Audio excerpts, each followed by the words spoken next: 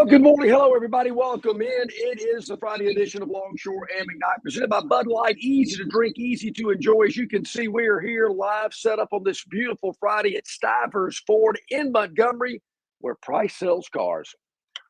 I'm Barry McKnight. Well, we're going to get this working here.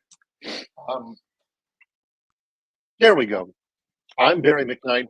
We are at Stivers Ford Lincoln, Eastern Boulevard, at the Troy Highway in Montgomery. It is Friday morning. Yep. On the drive in from Montgomery today, it was absolutely perfect. No ice, at least where I am, up the Highway 231. Everything should be good to go. Campuses are open, although I'm not sure about all schools in the area. But as of right now, everything looks really great. So, hey, come on out this weekend. Stivers Ford Lincoln, where price sells cars. Yep, it certainly does. There's a little ice on the windshields, things like that. But hey, it'll be out before you know it. Mine kind of just melted in no time. And it's kind of like the deals here at Stivers, Barry. They're melting. I mean, don't let the cold weather discourage you, because the deals are really hot here at Stivers. Start 2025 on the right foot with a great vehicle here from Stivers Ford. We're going to tell you about it all morning long, because nobody stocks more. Nobody has more vehicles here for you to check out, because I'm telling you, there's not a dealership within 100 miles, probably more than that has more vehicles on the ground than our good friends here at Stivers in Montgomery. It's absolutely amazing, all over the place. They've got so many of them that, I mean, every price range, every style, every color, all of that. It's really amazing. You need to be out here at Stivers, where price sells cars. So today we got a lot to discuss. Our normal guest, I know here in a couple of minutes, Brent Jones, the athletic director at Troy, will join us here to talk about what's going on with Troy athletics. Top of the hour, I believe, fans are going to drop by, because it's a big weekend in the National Football League with the AFC and NFC championship games. That'll be on Sunday. And then tomorrow, Barry, a full slate of SEC basketball. Yep. Unfortunately, Auburn and Alabama are both playing at the same time. Yeah, you got to figure that out. Yeah. And they're both really, really big games. Alabama is hosting LSU at 6:30, and Auburn and Tennessee in Auburn at 6:30. So not only the same time, but they're both home games. They're both really, really big games. Oh, boy. Yeah. Going to be a big night of basketball. And so we're going to go over all of that as you would expect here today. Of course, you can join us on the River Region Straw chat line. Easy to do. A lot of people get in on that. We really appreciate that. Brought to our good friends at River Region Straw. We're, of course, here at Stivers Ford in Montgomery. We've got a Lincoln Aviator that is here with us today. A beautiful vehicle, the Lincoln Luxury for Less lineup. We're going to be telling you all about that today as well, along with all the great Ford products here available for you at Stivers. And yeah, start 2025 off on a good note. People feeling good about the economy. Come out and buy you a car. You ain't got to worry about those electric vehicles, from what I've been hearing over the last couple of days. So come get you a good old American-made vehicle that takes gas. That's what it's all about. They got plenty of them for you right here. Yes.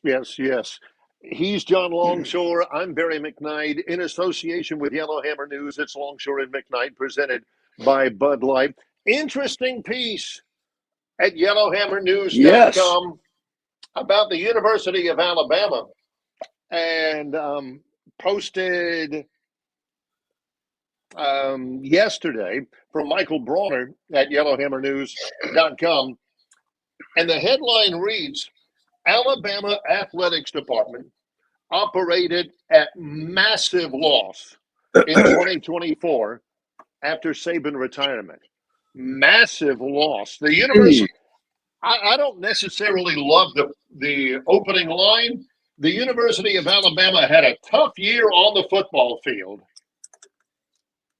They won 9 games. That ain't good enough. That is not good enough.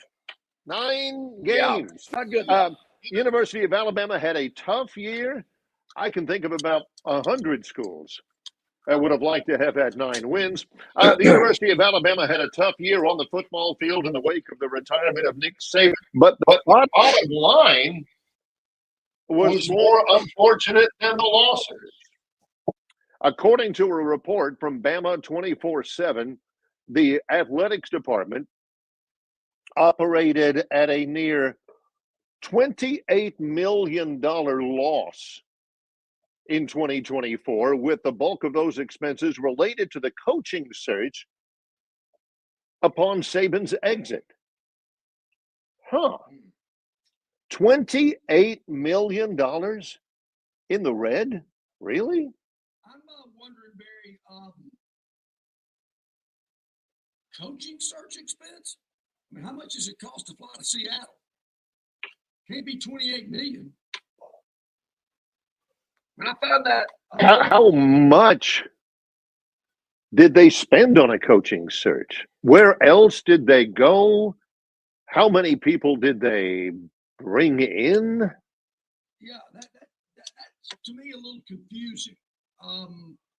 Related to coaching search expenses. I don't get that.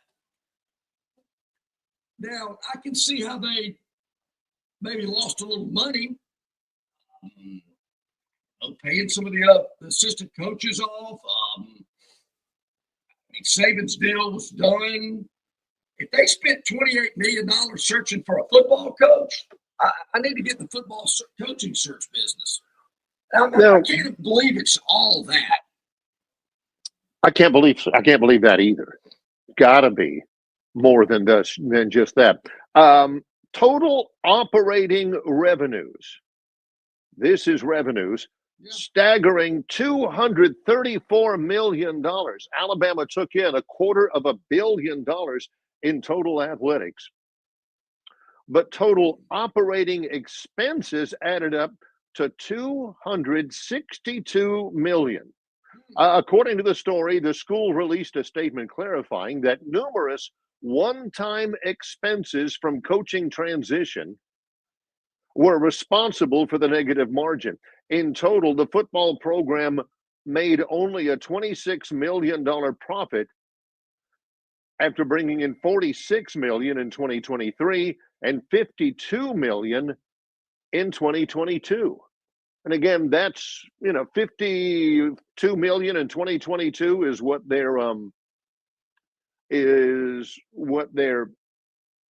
intake was. That was 2022. 2024, that was half of that. In the days of NIL, but that doesn't technically come from the athletic department. In the days of added expenses, in the days of inflation and stuff, man, that's surprising. Yeah, why in the world? I mean, I know they didn't go to the national championship game either of those years, and I suspect they make money there. But yeah, wow, still went to the playoffs. Was for what in the semi? Well, it was a 14 playoff last year, so right. Still call it that. But, right. It's not like they're building. They have a huge construction project going on. They've had a lot. But I do kind of wonder how they are spending that much money. The numbers aren't adding up. They should be printing money, particularly what's happened over the last 17 years. Don't you kind of save and get ready for things like this to happen? You're going to have to make a coaching change at some point in time. So, yeah, $28 million deficit there again. I know Greg Byrne went to Seattle to interview Kalen DeBoer, but you get to Seattle relatively inexpensively. Seems a little odd. I'll tell you that. I will say this, Barry, as I read the article, and this kind of stuck with me. No other sport's making money except football and basketball. So there's where your big deficit may be. All of these sports that we have to have that don't make a nickel of money, but they're all leeching off the football program. So little Betty and the volleyball team can have 14 different uniforms, and they're traveling all over the country. And all that type of stuff. I mean, I'm not against Little Belly in the volleyball team, but let's reel it in, girls. It doesn't. Start making some money on your own and quit, expecting the football program to supplement everything. It's amazing. None of these sports make any money. I don't see how these schools do it. You would never. I heard the other day that Stuart Bell is retiring. And they've got a search firm out looking for somebody new. I am a graduate of the university. This guy would suck at being a college president. Can you imagine President Longshore over there? Here comes somebody from the biology department and says, I got a meeting with President Longshore. He's sitting back on his desk. He goes Bear Bryant, and the biology head is sitting on this little tiny Fisher-Price couch. All right, what do you want? What do you want?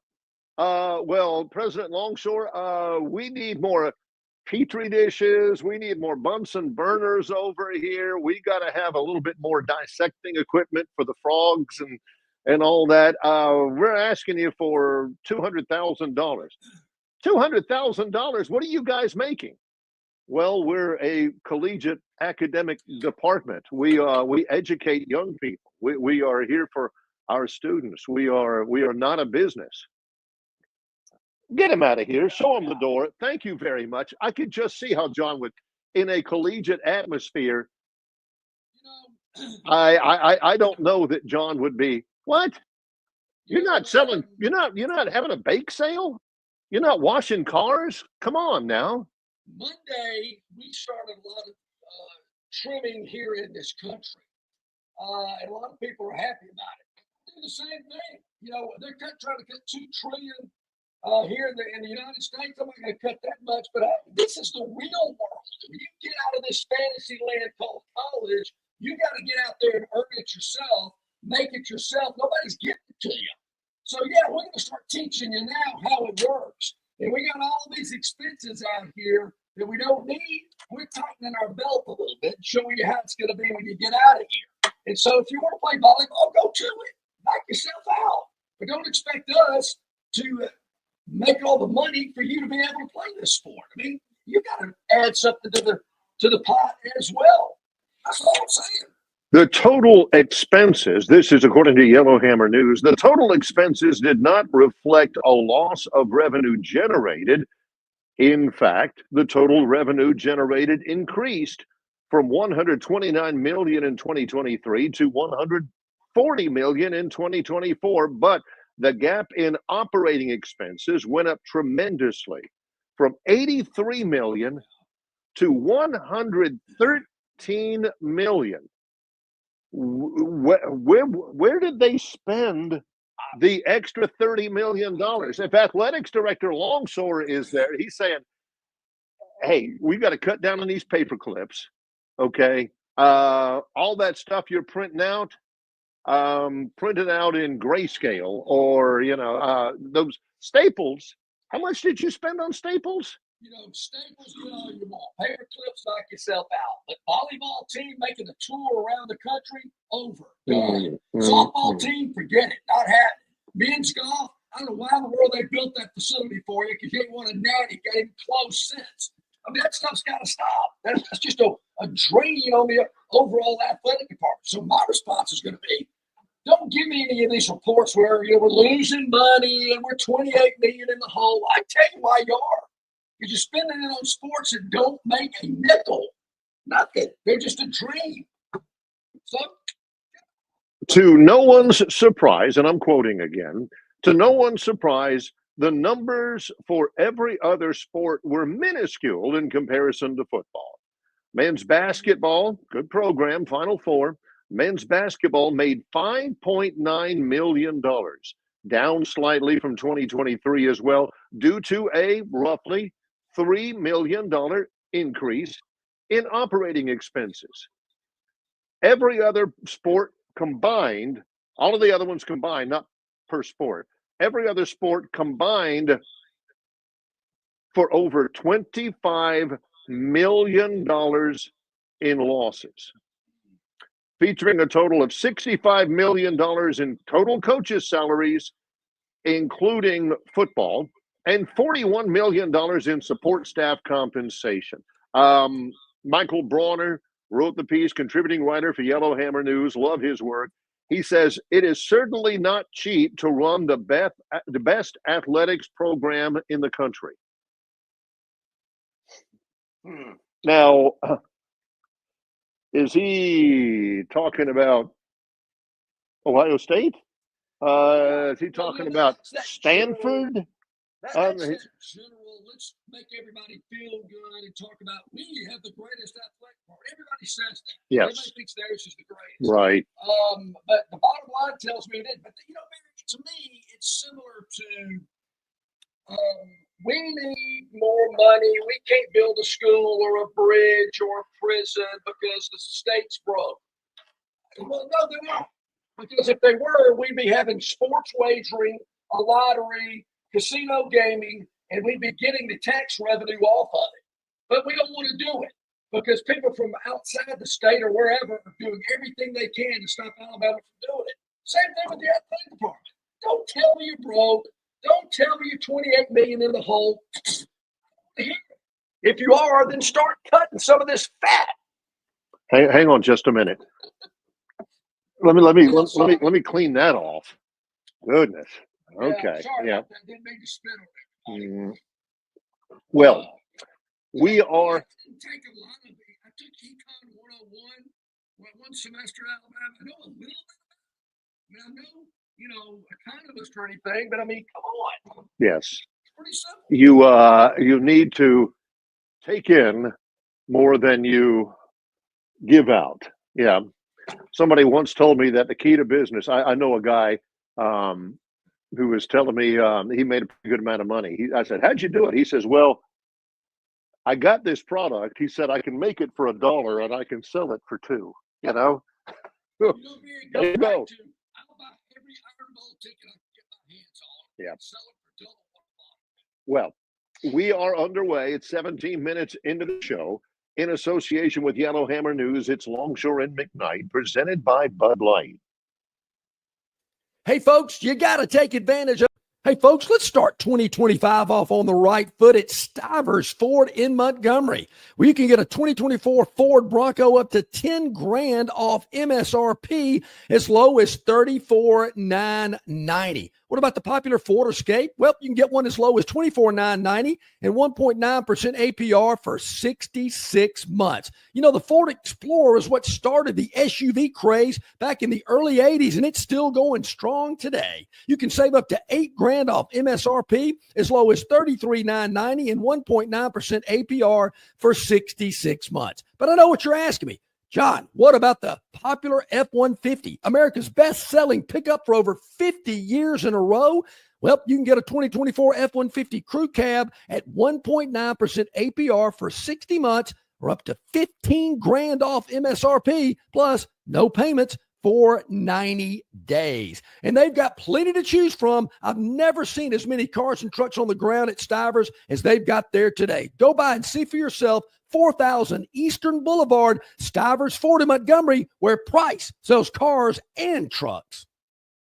In sports, if you think joy only happens after you win, think again. Look at the world's most successful athletes like Serena Williams, Brooks Koepka, and Alex Morgan. They don't spend all their days grinding away. They take time to enjoy themselves, like getting together with friends over a Michelob Ultra, because they know that happiness is the key to winning, and that joy is the whole game, not just the end game. Michelob Ultra. 95 calories, 2.6 grams of carbs. It's only worth it if you enjoy it. Enjoy responsibly. AB Michelob Ultra Light Beer, St. Louis, Missouri. In sports, why if you think Hands? joy only happens after At you Hands win, Heating and think Air, again. you get this area's highest ranked service provider with 24-hour repair service, no overtime charges, and their same-day service guarantee. Plus, instead of other companies' 30-day repair warranty, Hands gives you a 3-year repair warranty. Hands Heating and Air is here for you 24/7, 365.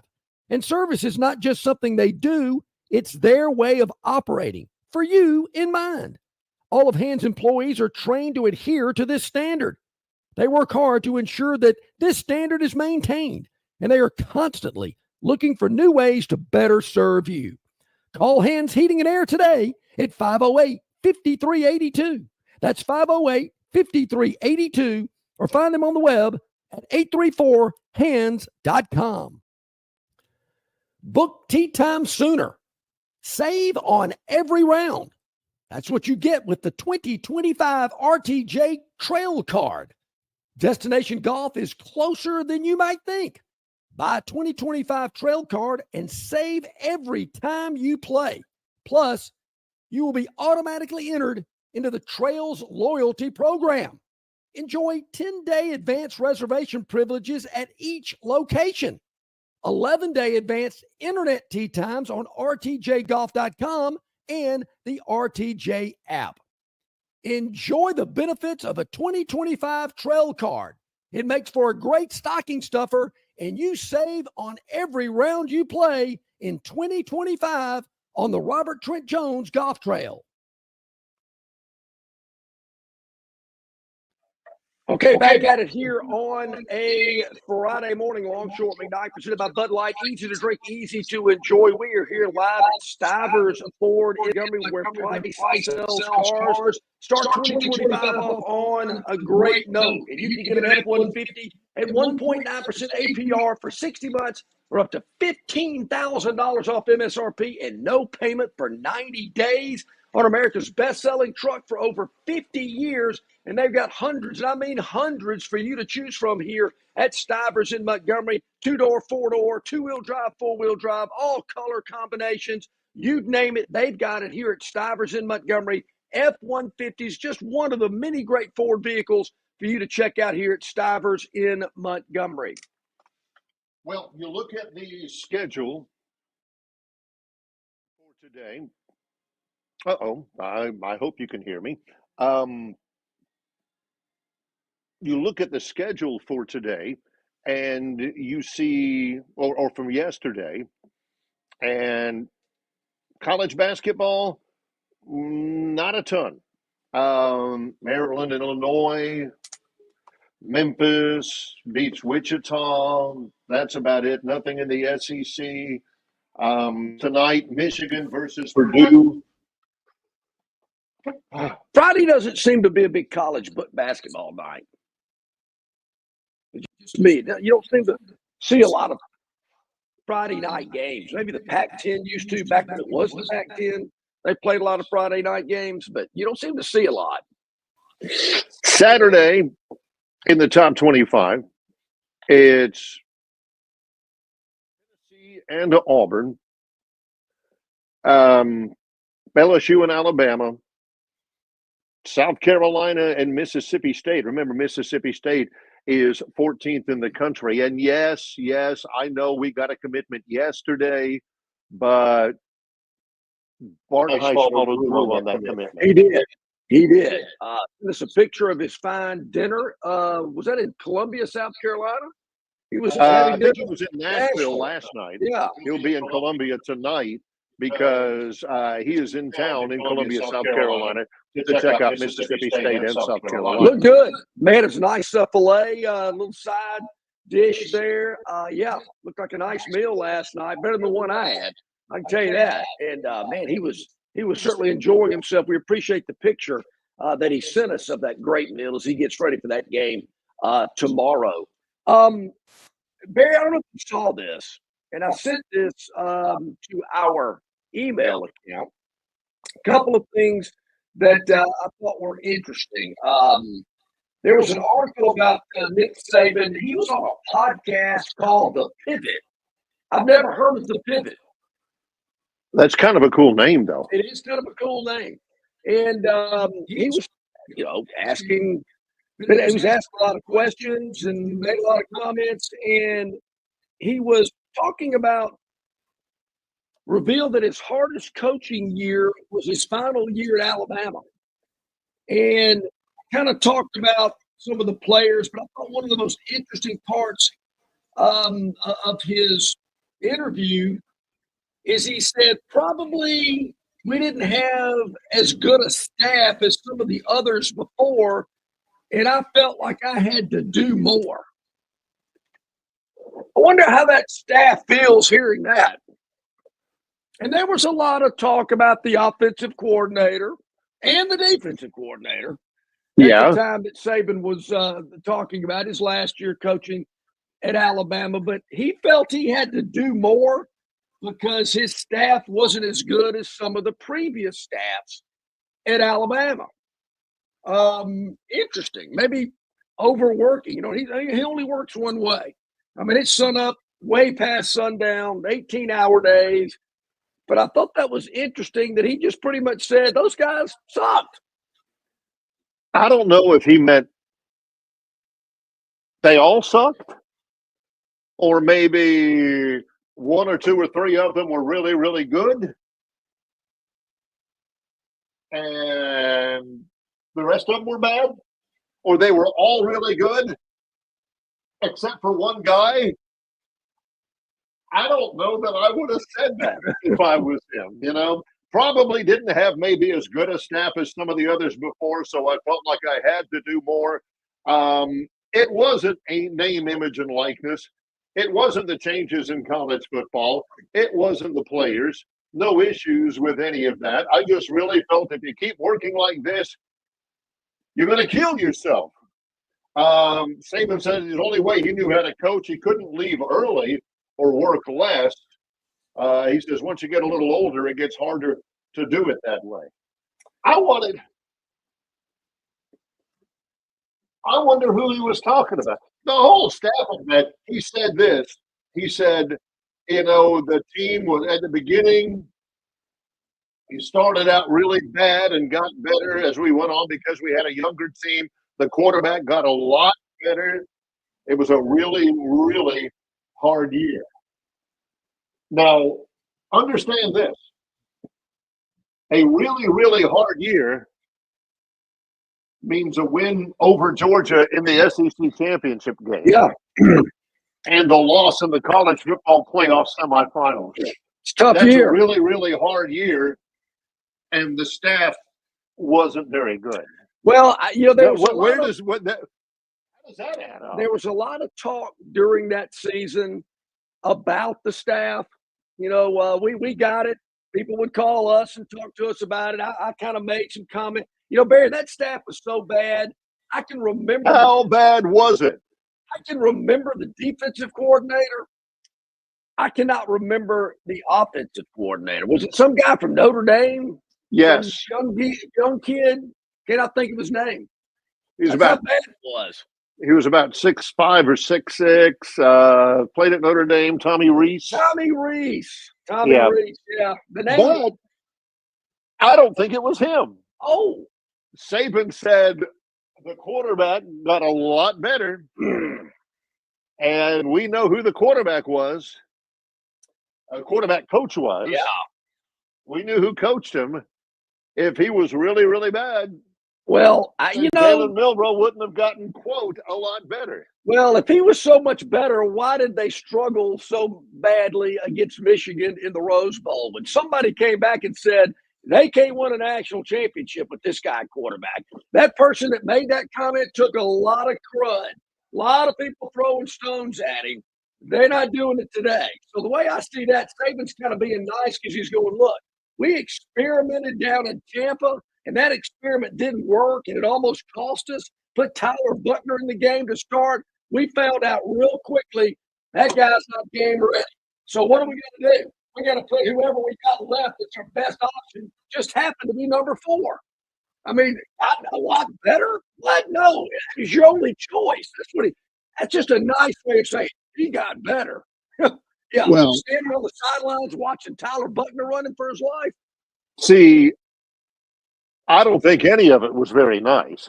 I'm not sure there was whatever he said was not a nice way of saying it, because everybody on that staff who is not, I don't know if there was any holdovers, but everybody who was on the 2023 Alabama staff has now this morning found it a lot harder to get a job, because all of the potential employers are reading that and saying, Saban said his staff wasn't as good as some of the other ones he had. He didn't mention any names, but that guy was on his staff. If that guy was on a not very good staff, why in the world, and Saban's calling him out, why in the world do I want to hire him? That's another example of the real world. We're not out here tap dancing around and, hey, staff wasn't that good. So you better go out there and make yourself better. I ain't got a problem with it. How about this one?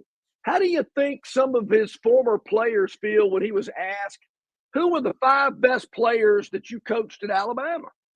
And he kind of paused a little bit, and he started out with Julio Jones, who, of course, a lot of people believe kind of started the recruiting renaissance at Alabama because of his downfield blocking. Because of his downfield blocking, but just being able to sign Julio Jones and what he ended up doing. Somebody mentioned one day when they were issuing numbers that he said, hey, this guy's got Heisman written all over him.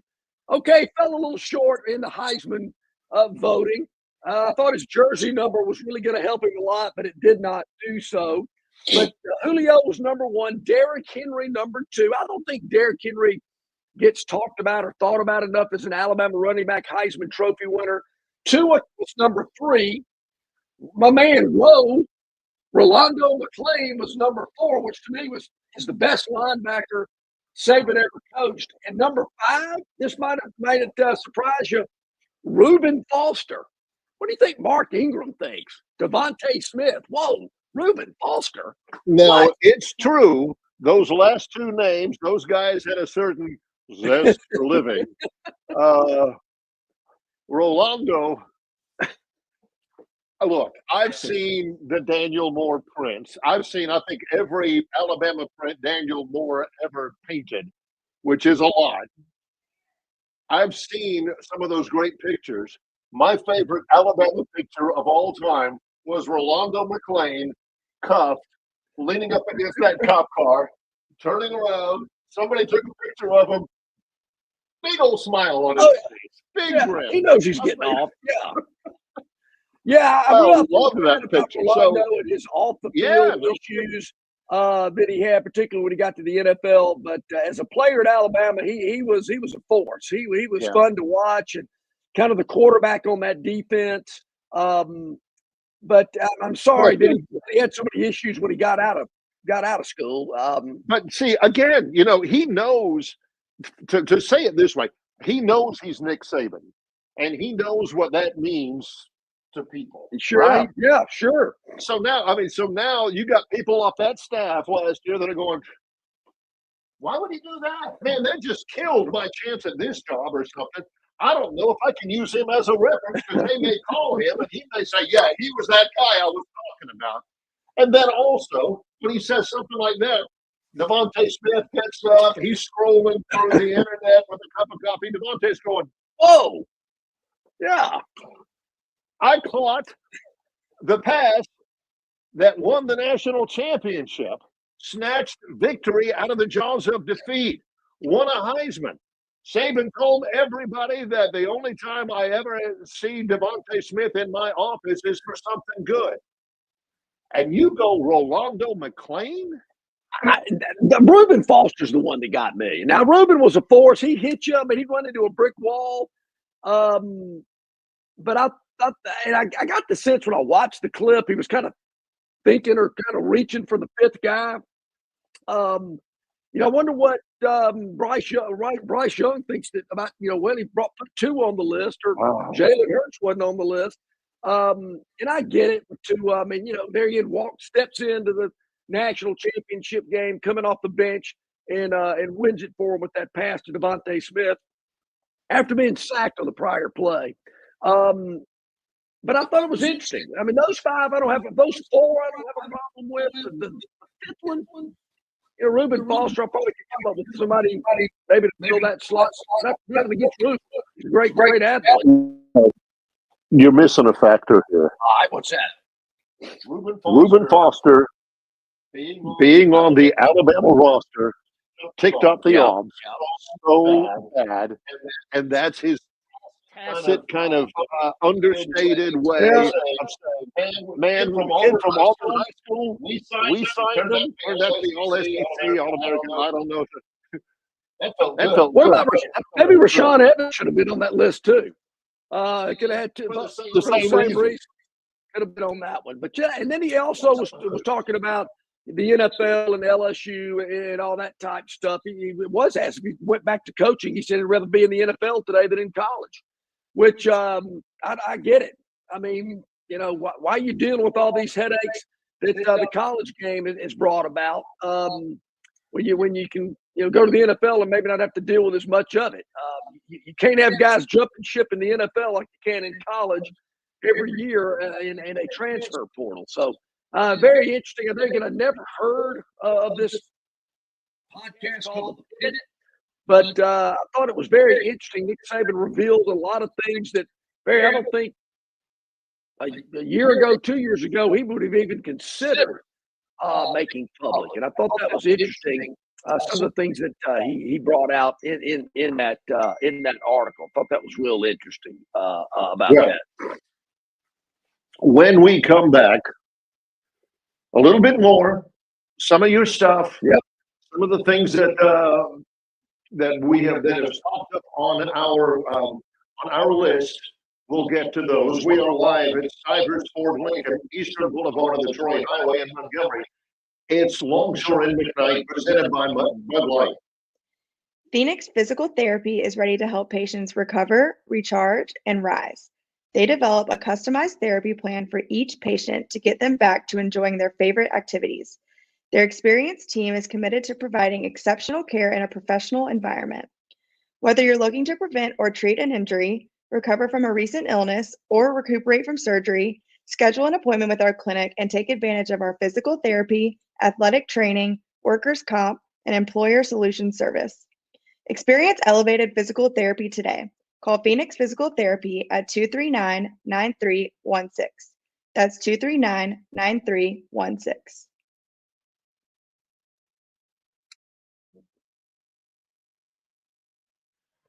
Alrighty, back at it here on this Friday morning, Longshore and McKnight, presented by Bud Light. Easy to drink, easy to enjoy. We're here at Stivers Ford, where they're ringing in 2025, and you should as well. Incredible deals here at Stivers in Montgomery on the lineup of Ford and Lincoln products. Lincoln Luxury for Less. We have the Lincoln Aviator right here behind our setup here for today's show.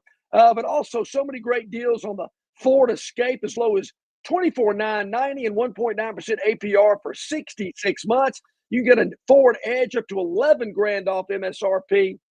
The Explorer, which revolutionized the SUV market. You can get one up to $8,000 off MSRP, or as low as $33,990 and 1.9% APR for 66 months. And I'm telling you, the inventory is absolutely incredible. I mean, they have more vehicles on the ground here at Stivers in Montgomery. They've got what you want right here, right now. It's none of this. We'll get it to you by Tuesday. They got it for you today. You'll be driving out of here before lunchtime. I'm telling you, in the vehicle of your dreams, the F-150s. Yeah. These are amazing. I've actually been riding for a little bit in the Explorer. Oh, yeah. Oh, my man, God. It's phenomenal. Oh, amazing. Cannot be. They revolutionized the SUV market with the Explorer many years ago. Barry, I am told that Tommy Reese is the offensive coordinator of the Cleveland Browns. Yeah. Oh, yeah. Now they're not very good, and that might be Jameis Winston's might be the problem there. They got a lot of problems. Now, and it ain't Tommy Reese. I don't take this the wrong way, but isn't Cleveland where coaches go to end their careers? I mean, Freddie Kitchens is still coaching. But he was out for a while, and where is he? He's coaching with Belichick in North Carolina. He's an assistant. He might be Belichick OC at UNC. Yeah. Do they have a Hooters in Chapel Hill? I think Raleigh's pretty close. I think you get to Raleigh in no time, I think. But I don't know if there's a Hooters in Chapel Hill. I would think it wouldn't. They're kind of an uppity, sophisticated crowd over there. Who knows? But, Freddie Kitchens is at UNC, but Tommy Reese at Cleveland. Yeah. And then, of course, Alabama's former defensive coordinator, I believe, is at Ole Miss. He is Lane Kiffin's and they actually had a pretty good defense this year. Not good enough to keep 4 teams from scoring more points than their offense did, but what the hey. But strong statement, no doubt. I wonder if Saban, after he got through making that statement, kind of thought to himself, maybe I shouldn't have done that. Maybe I should not have said that last staff was not the best that I ever had. Maybe that wasn't good. It was not good. There's no reason for it. I don't get it. Again, he knows who he is. He knows the impact of everything that he says. Why say that? Everybody is going to look. Whoever's on that staff last year, and again, I mean, the Pete Golding and Tommy Reese and all the guys. It's hard for me to look on the chat line and people are saying, I don't even remember who the offensive coordinator, defensive coordinator. You guys were ripping him on an hourly basis last year. And now all of a sudden you forget who they are? I can't remember. Who was the wide receivers coach? I don't know honestly what the future holds for Tommy Reese and for Pete Golding and for Freddie Roach and for Coleman Hutzler. But you guys were just wrecking these guys. I mean, if there's somebody wanting to hire these guys, and they're looking at their head coach's comments, and B, they're looking at, hey, I wonder how the fans took it. Ooh, brain dead. What? Oh, absolute waste of space. What are you talking about? Not up to our standard. And then for Saban to admit it, our staff wasn't as good.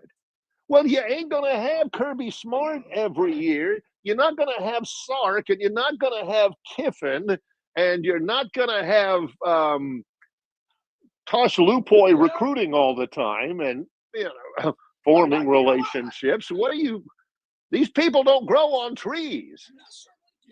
I understand that, there were some great assistant coaches, some great coordinators on Nick Saban's staff, no doubt about it. And, heck, I guess if you're rating them, well, that last staff wasn't as good as the other one. I mean, we're not tiptoeing around it. I mean, he was asked a question. He said, yeah, they weren't as good. And why do people not remember?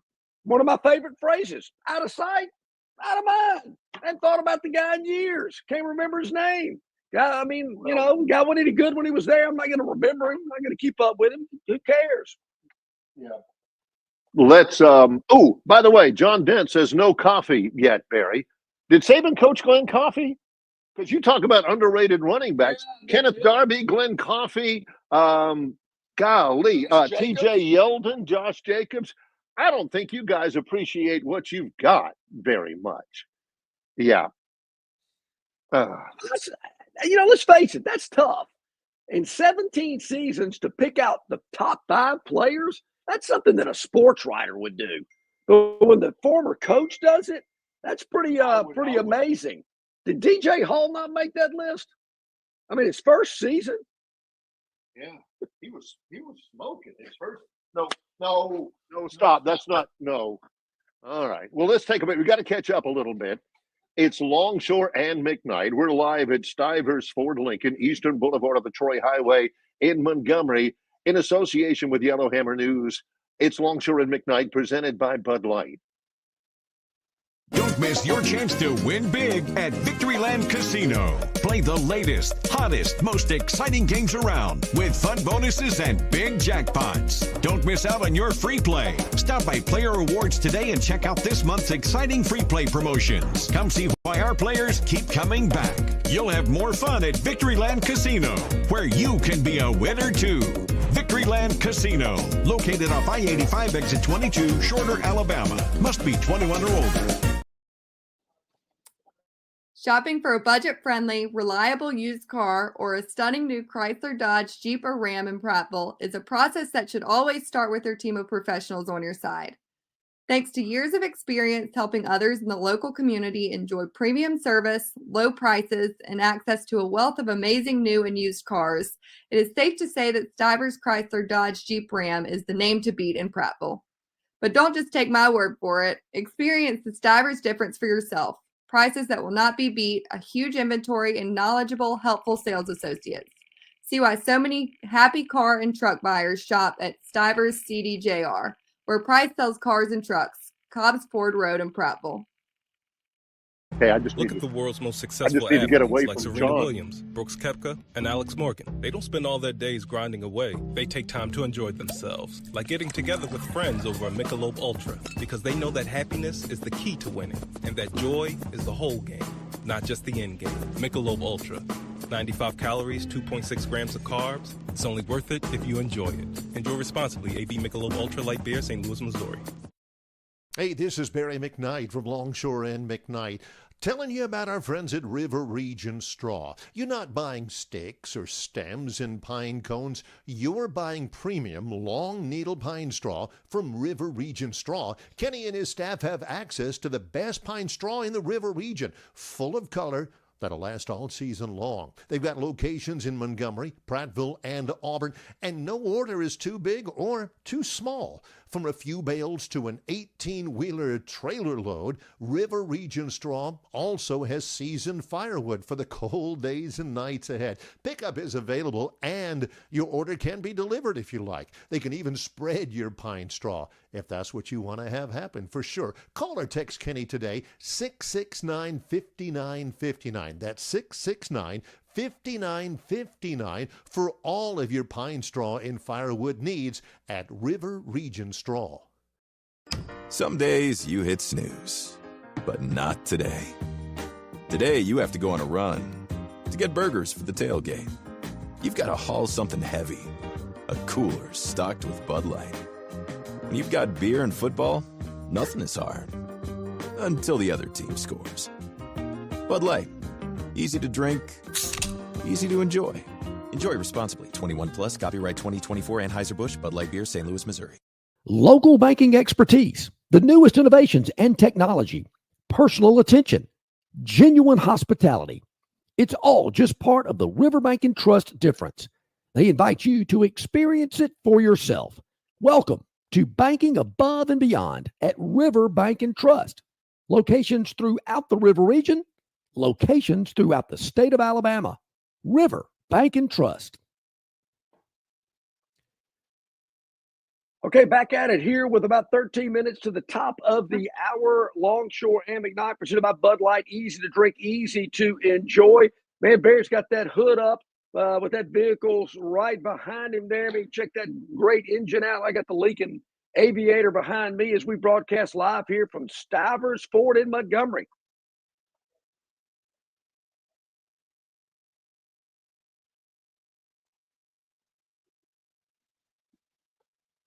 This is a Ford Mustang, and it's pretty sweet. It looks amazing out here, and with the spoiler on the back, it's outstanding. Great to have everybody with us. This is, quite frankly, and people have been checking it, this is what happens when your main camera all of a sudden is on the blink. So John and I are having to try some stuff out here. So we appreciate everybody sticking with us and all that as we continue to talk a little sports here on Longshore and McKnight. We certainly are. I mean, this interesting this article about Saban, his coaching staff, his top 5 players. He'd rather, if he was coaching today, he'd rather be in the NFL. To me, Barry, that sends a strong message. You know, we all heard about, well, it's NIL, it's transfers. I gotta still think that's got something to do with it. I mean, Saban was having more difficulty stockpiling talent like he had for 17 years. His depth was incredible. But to say I'd rather coach in the NFL today, whew, man, that's pretty strong. Yeah, it's a different lifestyle, believe me, because you've got less non-football stuff. In the NFL, if you're an NFL coach, you are coaching football. Unless you're one of those GMs as well. But I mean, that's all you're doing. You're coaching football. Every day you show up at the football facility and you look at your personnel and you check their health and make sure everybody's healthy, and then you practice, and then you game plan, and then you meetings. In college, it ain't like that. You've got to what have we got tonight? We've got you speaking to the Alexander City Camellia Club. You need to also call this donor on the way back because he really needs to get we really need to get him to work on our NIL. And of course, you got to make your recruiting calls to these players. There's a 16-year-old kid who calls himself the Killer, and you need to make sure you relate to him because we really need him. In the NFL, you don't have to do any of that, John. I totally get what he's saying. Yeah. So, just a different game. And you're going to see more coaches, I think, go this route. I really do. You've seen it in basketball, and I think you're going to see more in football, particularly some of these that have made a lot of money, generational wealth, if you will. They're going to, why go through it? Why deal with it? I know it's in your blood, and people that are coaches can't get enough of it. But I got to think there's a lot of them out there that are extremely frustrated. Heck, Barry, there are fans that are frustrated. Yep. I just get the sense that this first year, the 12-year playoff, a 12-team playoff, with the transfer and the NILs and the money, I think people are just kind of souring on it a little bit. They're still going to watch it. They're still going to, check it out in the fall. But something's got to change because I just think the overall feeling about, and when I say college athletics, I'm mainly talking about football and men's basketball. People are just, either it's going to take them a while to get used to it, or they're just going to position away from it. I think what we're saying about the coaches, about how it's just so much more than just coaching football. You can say the same thing about the fans. Am I wrong in thinking this way, that an NFL fan, you got to pay for your seat license? Yeah, they have seat licenses in the NFL. You got to pay for your tickets. You got to pay, for parking. You got to pay for all of that kind of stuff. In college, you got to do that too, but you've also got to pay for the players. I mean, the fans are literally the ones who are paying for the players. In the NFL, you're not having some guy telling his buddy, yeah, the Kansas City Chiefs, they are wearing me out to pay for Mahomes. Man, I'll help, but man, I can't keep paying for Mahomes and paying for Travis Kelce and paying for Nick Bolton and paying for, whoever. That's what you're doing in college. No doubt. You're buying the tickets, you're supporting the team, you're doing everything you can. And hey, when we need to put a scoreboard in the north end zone, help pay for that. Hey, we need this big time wide receiver. Can you pay for that? The fan experience in the NFL is more pure than the fan experience in college, just like the coaching experience in the NFL is more pure football than it is coaching in college. Yeah, I'm with you. In a team like Alabama that had so much success for 17 years, I hate to say that, man, I almost feel sorry for Kalen DeBoer. I mean, he's making a ton of money, so it's kind of hard to feel sorry for him. But he's thrust into this new position when NIL, when transfers are just at their fullest, and he's having to deal with that, along with the fact that his fan base is thinking, wait a minute, we didn't make the playoffs? And if they don't make it in 2025, as well as I do, I mean, the heat's going to be on. Wait a minute, we missed the playoffs 2 years in a row. This just ain't working. Then the fans are getting restless. The big boosters are getting restless. I'm with you. I just don't see it. You live here, I live here, been in Alabama a long time. They're just not going to put up with that. And they're also not going to continue to donate money to an NIL that they're not really crazy And Alabama's been spoiled. They've had success, and I think it's kind of this, well, we can do it. We're Alabama. Where Auburn has been through a difficult down period. They want to do all they can to get back, to be a championship program, to be relevant, to win some titles. And if they get there, once they get there, are they going to want to continue it? Okay, we got here, and it cost us a lot of money to do it, but I don't know if I want to do this every year. I kind of got us back, but now it's up to them. Yeah, there's the shoulder to the wheel. Come on, we can get Auburn to where we need to be. We can work together as a family and get Auburn to where we need to be. And all of a sudden they break through. They play for a championship. They win a championship. The fans are rolling Toomer's corner and they're saying, whoo, we did it. How long? A week, maybe 3 days before they realize we got to keep doing it. We got to keep on. I'm just about in the poorhouse just getting Auburn to a championship status. And I don't get a break on it. Next year, I got to pay this. I got to pay more next year. And Barry, as well as I do, if that happens at Auburn, similar to Alabama, they're going to be sending you that NIL information, not the next day, but right after the game's over. Yeah. Barry, I know Alabama people that Greg Byrne was sending emails to them after Michigan beat them in the Rose Bowl. They weren't even back home yet. And they've already gotten their NIL information for the next session or next, season. And it's never ending. I'm with you. I think there are programs out there that want to do whatever it takes to get back there. But once they get there, are they going to keep doing it? I don't think so.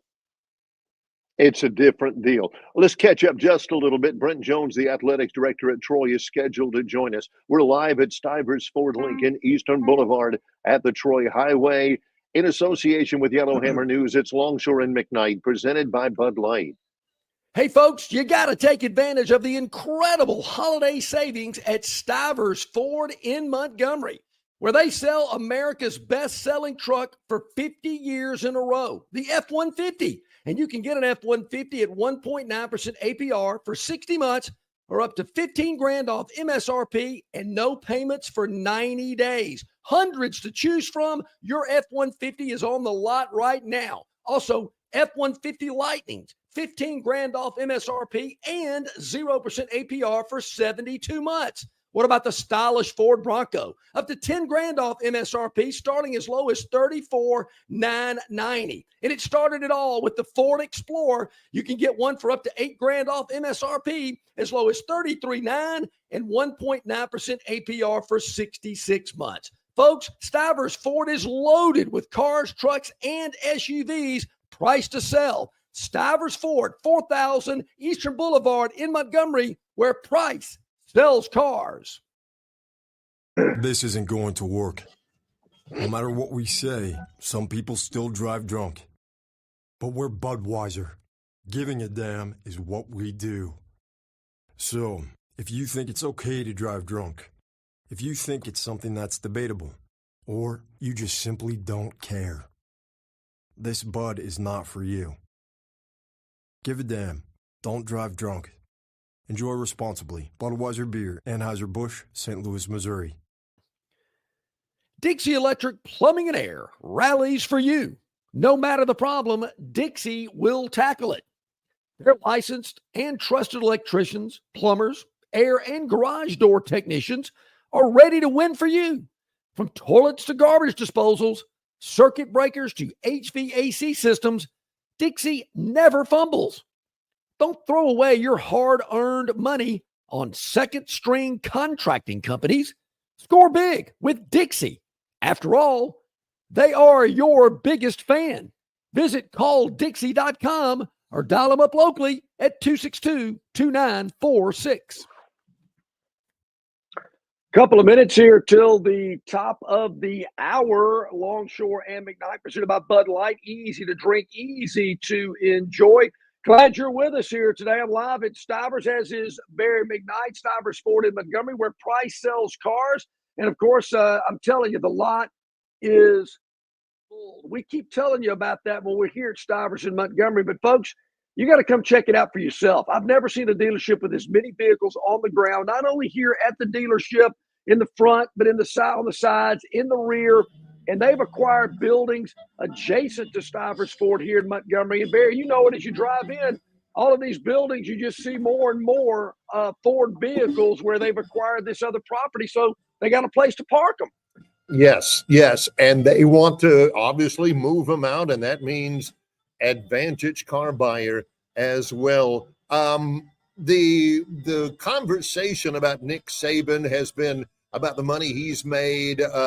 Tobias says everybody talks about how much money he made, but nobody talks about how long it took to make it. Well, there's a lot of people who worked just as hard and paid as many dues as Saban did, and they never did make that money. It's never been a part of it as well. And I got to tell you, I'm still thinking through this. I've done this for years, trying to think through this, where people say, well, Saban was actually underpaid. Ty says, with all the out-of-state student tuition that Saban brought to Bama, if anything, he was underpaid. And this is coming from an Auburn grad, Tobias. And then Tobias says, I met people whose kids never stepped foot in Alabama who wanted to go to Alabama. Crazy how impactful Saban was.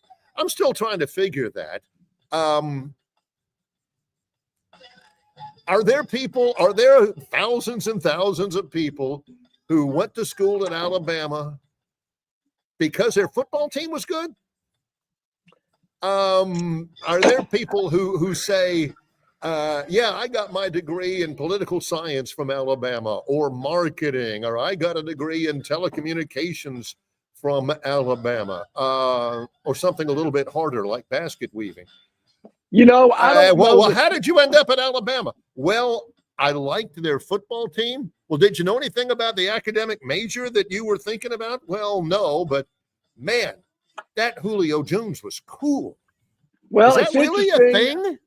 I think it is, Barry, but not exactly like that. I mean, let's face it. I mean, Alabama got millions and millions and millions of dollars worth of free marketing by having their football team on television as often as they did, the promotional announcements that played, seeing Nick Saban, seeing him on Sports Center. I mean, the movies and the documentaries that were made about Saban, they were everywhere. So, they got a lot of free publicity. Did that interest people from around the country to maybe look into the academic side? I got to think so. I mean, the enrollment doubled in the 17 years that Saban was there, from less than 20,000 students to close to 40,000 today. Yeah. And the freshman enrollment, when my two daughters were at Alabama, their freshman year, there were more out-of-state students than in-state students in Tuscaloosa. And man, you've seen it. You're up there doing games with Troy. What they have built on that campus, the construction is through the roof. It is amazing what they built. And I think back to the 40 years ago when I was a student there, that place was a dump compared to today. I mean, it is unbelievable. So, I do think the Saban factor was a big part of it. I mean, former President Robert Witt said it's the best hire the university's ever made in its history. And, of course, that caused a lot of ripples, and people were going, oh, no, well, you can't say that. But I think you can say it. I know they don't like that in the academic side, but I don't think a biology professor has brought as much notoriety to the school as Saban has. Well, no. I just think of the poor, downtrodden student. Parents run a gas station in Ider, Alabama. Young kid has a dream one day to get a degree from the University of Alabama. Parents scrimp and save and sacrifice, and the kid spends so many nights in his double-wide trailer studying and working hard and dreaming of going to Alabama. They finally scrape up enough money for in-state tuition by the time he graduates as a valedictorian from Ider High School and is ready for his application to Alabama. And he gets blown out of the water from some guy from Toms River, New Jersey, who wants to go to Alabama because he likes their football team. And the kid ends up, nothing wrong with it, but the kid ends up going to Northwest Shoals Community College or something like that. That doesn't sound right. I got to think if the young man has the grades and the academic accomplishments to get in, and you're listening to somebody that just got in. I mean, so I know what the minimum standard is to get in. I mean, I'm proud to say that my 17-year-old, in the first time he took the ACT, had a higher score than I did the only time I took it. I was one of these, is that good enough to get in? I'm in. I ain't taking it again. Would you like to re-register, Mr.? No, done. So, done. I mean, I just got in. So I got to think if you're academically, and I'm not saying they're opening up the floodgates and everybody can get in, but it is obviously harder to get into Vanderbilt or from what my wife tells me, the University of Georgia, particularly if you're out of state. But I don't think that's necessary. I mean, I think he's getting in, and the reason I say that, because there are 40,000 students up there. There were less than 40 years ago. There were probably 25 17 years ago. So I think they've got enough space for everybody. So how come the enrollment has doubled, but it's harder to get in? I wonder how that is. I mean, is it? I mean, I hear these things. I'm thinking, is it really? I can hear that people say, well, you got in. No, that's okay. Come on. I mean, I hear these things. I'm thinking, I think there are a lot of factors that get in. Obviously, your grades, obviously your ACT score, but there's other things. Community involvement. Maybe some schmoozing to the admissions director. Yes. I mean, the old keep it fair. Yeah. Or making a deal with them. I tell you what, if I don't make a 2.2 in the first semester, you kick me out. Something like that, which is one of the examples that I use. And say, if I don't do well, I'll leave. 2.201. You got to go down to like 4 decimals. I had to make a 2.2, Barry, to get. I had to make a 2.2 to become initiated. When you go through it as a new boy, but you got to make sure you make your grades or you're not getting initiated. You're called a second semester pledge. You got to go through it again. I'm thinking, I ain't going to make my grades. I made sure I made them. Whatever motivates you, man, whatever it is. It is Friday.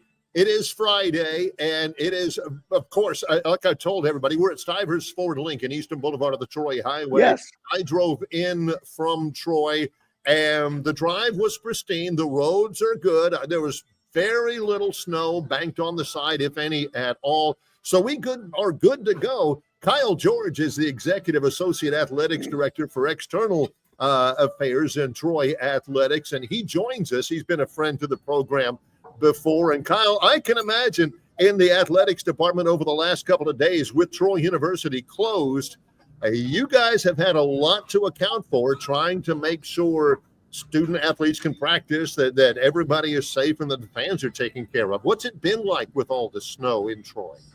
Well, certainly something we weren't necessarily prepared all the way for. I don't think we get snow each year. I think the last time it's been 7 or 8 years since we had this kind of snow like this. But great opportunity for us just to have some fun for a little bit as well, too. But like you said, had to work through the logistics of what that entails for our student athletes, things like dining hall hours and things, you got to make sure everybody's fed, that they're taken care of from a housing standpoint, practices, all that as well, too, there. So had some items to work through. Some games got shuffled around for us as well, too, when it came to men's basketball, having to move things off of Thursday up to this upcoming Monday as we host Southern Miss. Women's basketball, one thing people may not have known now, they had an amazing game yesterday, outscored Texas State by almost 50 points. But they got on the road early Tuesday morning to make sure they could get their flight out of Atlanta over to Texas State in time. So just some challenges that came up, able to work through it and still doing well.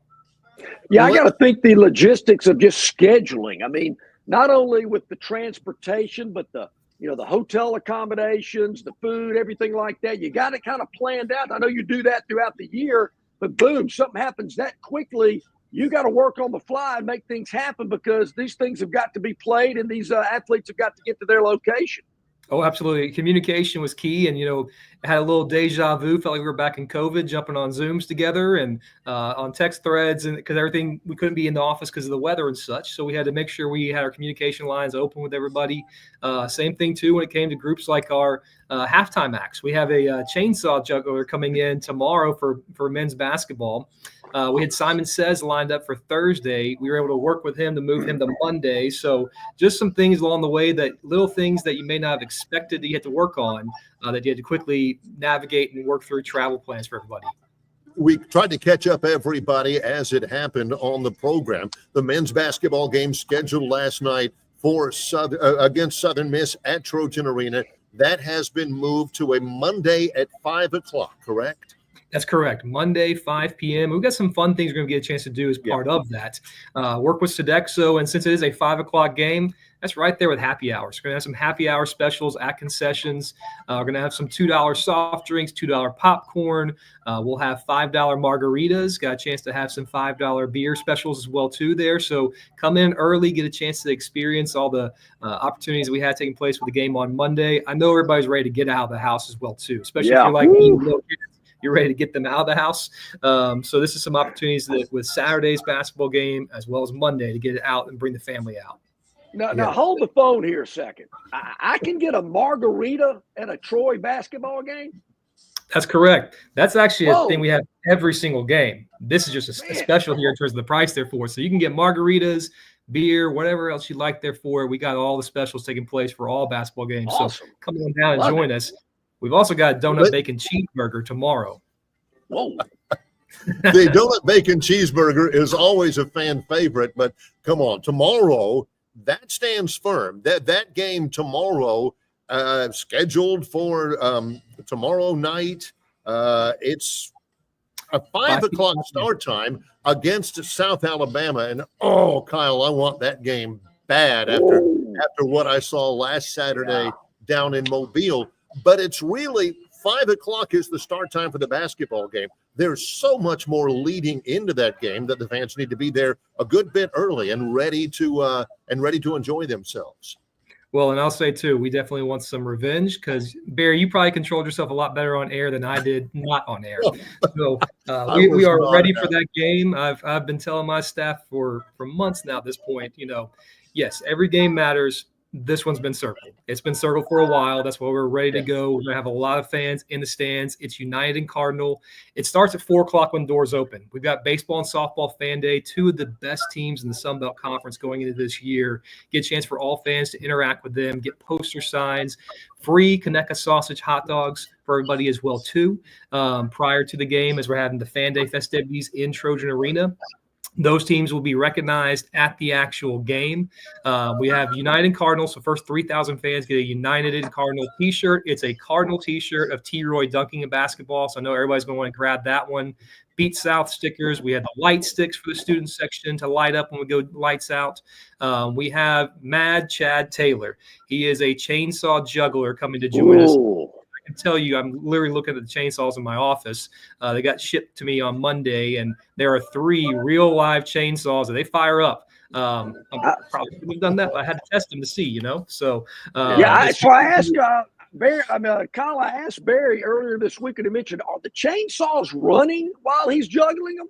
Oh, they're running. They're running. Woo! He fires them up, and they are running. He will actually cut a piece of wood to show you that they are active and real. The comments I've heard from a lot of our fans have been like, I'm so excited. Can't wait to see this. The other side is I'm turning my back away. I'm terrified of watching this in person. Yeah, so he's watching it like this. Exciting. He's never dropped one. Been in NBA arenas around the entire country. He's in the Progressive commercial if you've ever seen, juggling the chainsaws there. So it's going to be pretty exciting.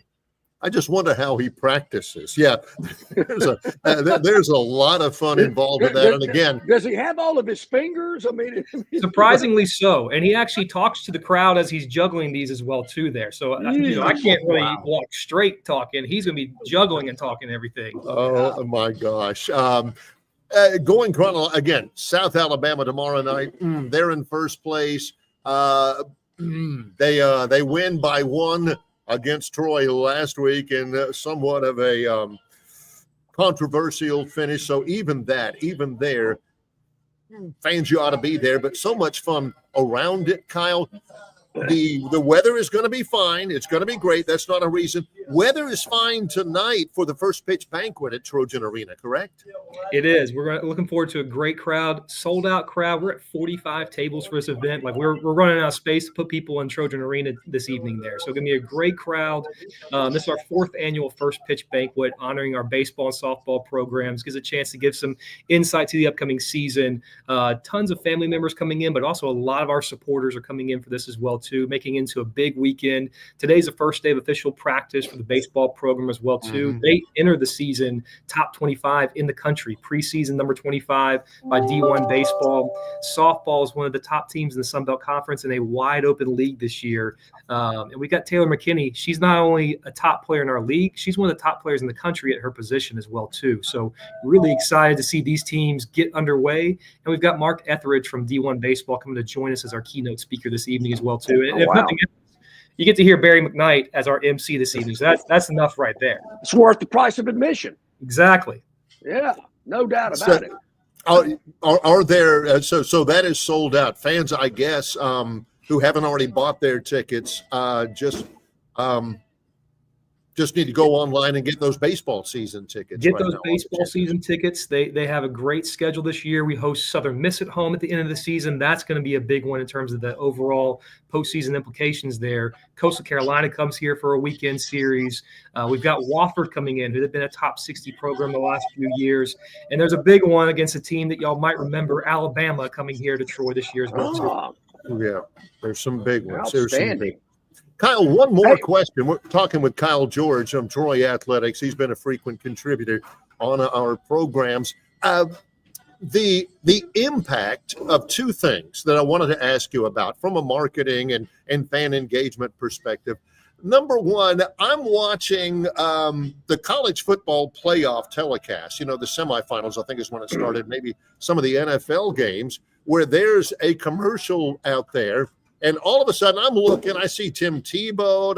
All of a sudden, I see DeMarcus Ware on there. He's got the Troy jersey on, acting like, you know, he can sack quarterbacks, but he's having a hard time sacking groceries. That's extraordinarily valuable for Troy's brand. Am I right? Oh, absolutely. It was one of those situations. Our partnership with Playfly Sports Properties really opened up that opportunity. And our general manager, Aaron Hitchcock, I remember vividly, I heard steps running to my office when he got the email. And he asked us, hey, is this something we'd be interested in? He shows it to me. And I said, how fast do we have to say yes? Because automatically, yes, we want to be a part of this. And it was really great to have that brand exposure. We had worked with AT&T on the type of items to wear for DeMarcus. And in the middle of the photo shoot, they send us a text message saying, hey, DeMarcus really wants to wear his jersey. Are you guys okay with that? We're like, absolutely. That's even better. It works out perfect where DeMarcus is such a great supporter of Troy University as well as Troy University football. Just a great opportunity to promote our brand as a university. And so many people saw him as like, hey, wait a minute, that's DeMarcus Ware. And it's been great publicity for us. Speaking of promoting the brand for the university, Kyle, I know from a personal aspect, it was wonderful to see Larry Blakeney named to the Football Hall of Fame, to the College Football Hall of Fame. That induction will happen soon. But from, again, and all credit to Coach Blakeney, that makes my heart sing. But from a marketing and branding standpoint, having the winningest coach in the Sun Belt Conference in history being at Troy University and having him in the Hall of Fame, for goodness, that's another feather in your cap too.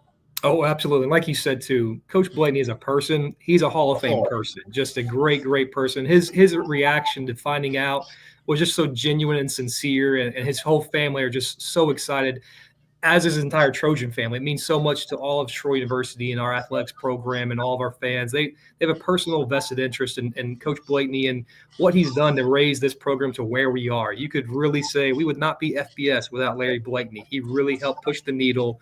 He makes my job a lot harder about scheduling football games because he started beating everybody so much there. But also one of those truly impactful opportunities, the first one from Troy University to go into the National College Football Hall of Fame. It means so much to have him get this honor and what it means for our school. Man, great honor. You better believe it, no doubt. Kyle, man, we always enjoy having you on and updating us on everything, and there is a lot going on down at Troy, as you just told our audience here this morning, man. We greatly appreciate it. Hey, appreciate you all. And John, if you get the keys to that Expedition, that's a pretty nice car there. You might want to drive that off a lot today. Yeah, this is a Lincoln Aviator. We're on the Aviator. Lincoln there you go. today. Yeah, we're on the Lincoln side sharp today. right there. So I'm going to work on that when we get off the air. There you go. Negotiate that one in. There are tickets remaining for South Alabama tomorrow night, correct? How do people access them? $5 GA tickets, 5 p.m. start. Gates will open at 4 o'clock. Go online to TroyTrojans.com/tickets to get your basketball tickets against South Alabama. They're the number 1 team coming into the game. We plan on making sure we change that by getting the win. So come out and join us. Wear your Cardinal. Let's get a big W tomorrow night. Appreciate you very much, Kyle. See you there. Thanks so much, gentlemen. Anytime. Thank you so much, Kyle George from Troy, joining us here this morning. Barry, when we return, there are a couple of football games on Sunday, the AFC and NFC championship games. Yep. I believe the Phantom is going to slide in to give you the winners of those two. And then later this hour, Ralph Michaels from Wagertalk and the Goldsheet will join us, and we'll get his take on the big NFL card on Sunday. It's coming up. It's Longshore and McKnight. We are live from Stivers Ford Lincoln, Eastern Boulevard of the Troy Highway in Montgomery, in association with Yellowhammer News. Longshore and McKnight, presented by Bud Light. Hey, folks, let's start 2025 off on the right foot at Stivers Ford in Montgomery, where you can get a 2024 Ford Bronco up to $10,000 off MSRP as low as $34,990. What about the popular Ford Escape? Well, you can get one as low as $24,990 and 1.9% APR for 66 months. You know, the Ford Explorer is what started the SUV craze back in the early 80s, and it's still going strong today. You can save up to $8,000 off MSRP as low as $33,990 and 1.9% APR for 66 months. But I know what you're asking me. John, what about the popular F-150, America's best-selling pickup for over 50 years in a row? Well, you can get a 2024 F-150 Crew Cab at 1.9% APR for 60 months or up to $15,000 off MSRP, plus no payments for 90 days. And they've got plenty to choose from. I've never seen as many cars and trucks on the ground at Stivers as they've got there today. Go by and see for yourself. 4000 Eastern Boulevard, Stivers Ford in Montgomery, where Price sells cars and trucks. Some days you hit snooze, but not today. Today you have to go on a run to get burgers for the tailgate. You've got to haul something heavy, a cooler stocked with Bud Light. When you've got beer and football, nothing is hard. Until the other team scores. Bud Light. Easy to drink, easy to enjoy. Enjoy responsibly. 21 plus. Copyright 2024 Anheuser-Busch, Bud Light Beer, St. Louis, Missouri. All guests of Longshore McKnight appear on the City of Montgomery guest hotline. Check out the most interesting and informed personalities in sports covering Auburn, Alabama, Troy, ASU, and all the major teams from across the country. John and Barry have the best guests brought to you by the City of Montgomery. To find out everything you need to know that is going on in the capital city, check out montgomeryal.gov. That's montgomeryal.gov, the capital of dreams. Local banking expertise, the newest innovations and technology, personal attention, genuine hospitality. It's all just part of the Riverbank and Trust difference. They invite you to experience it for yourself. Welcome to banking above and beyond at Riverbank and Trust. Locations throughout the River region, locations throughout the state of Alabama. River Bank and Trust.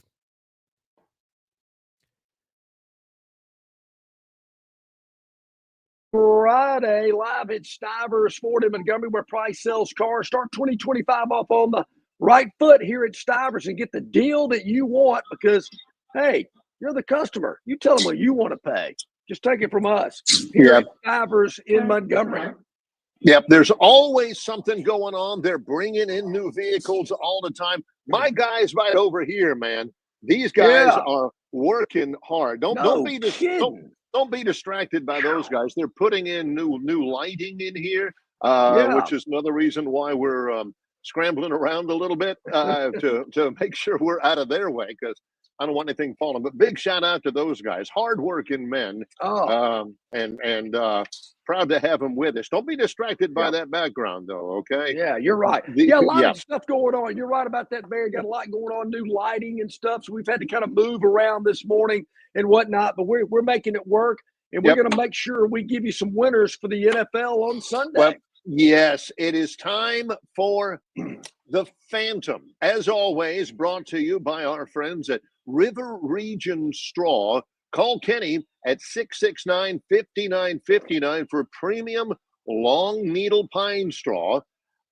And also, right about now, it's a pretty smart idea to get things ready in case there's another cold snap coming, and there certainly is, with that seasoned firewood at River Region Straw. Kenny, no job too big, no job too small. They can deliver it for you as well. It's just a quick phone call, 669-5959. You can even text him. There's 3 locations, one in Prattville, of course, in Montgomery, Chantilly on the eastern side of town, and in Auburn as well at River Region Straw. Proud once again to bring you the Phantom.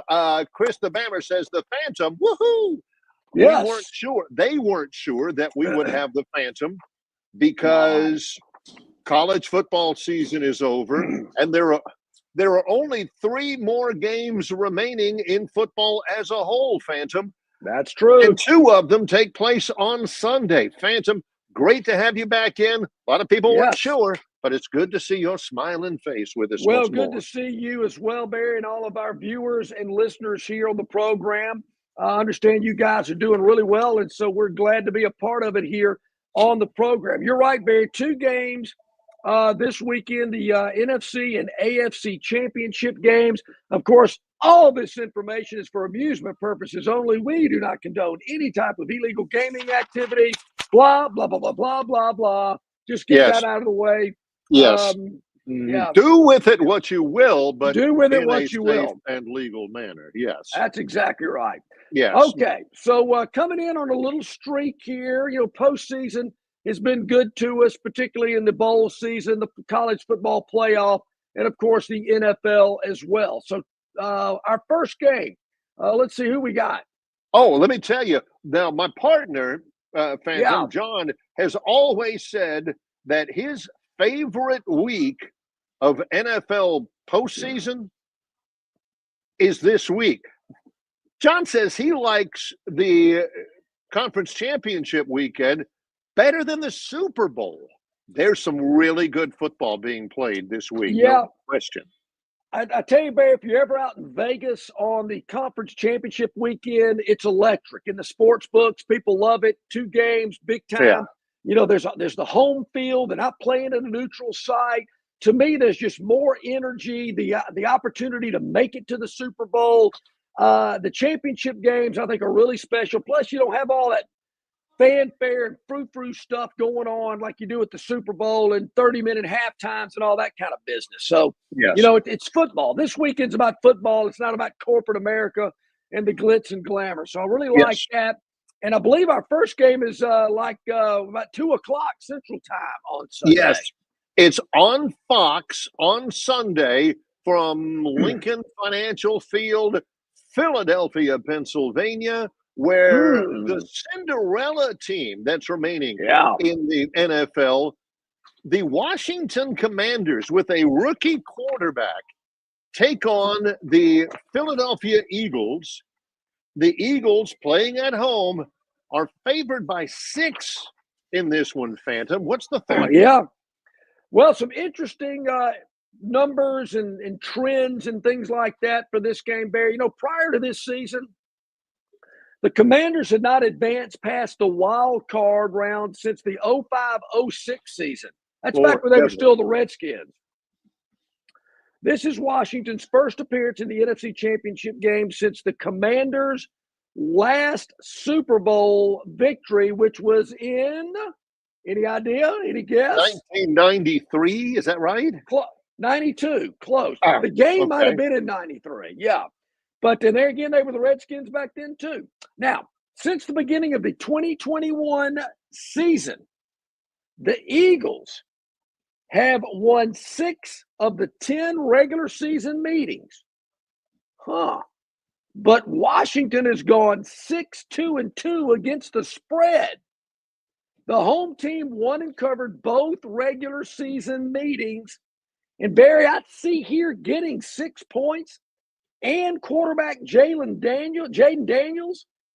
I see a backdoor cover here. I see Philadelphia winning the game, but I see the Commanders coming in and getting under that 6 points, maybe late, less than 2 minutes. One of those where the Eagle fans are screaming they won the game, but they're not going to cover the spread. So I'm taking the Commanders and Jaden Daniels to get me to cash the ticket at getting 6 points against the Eagles.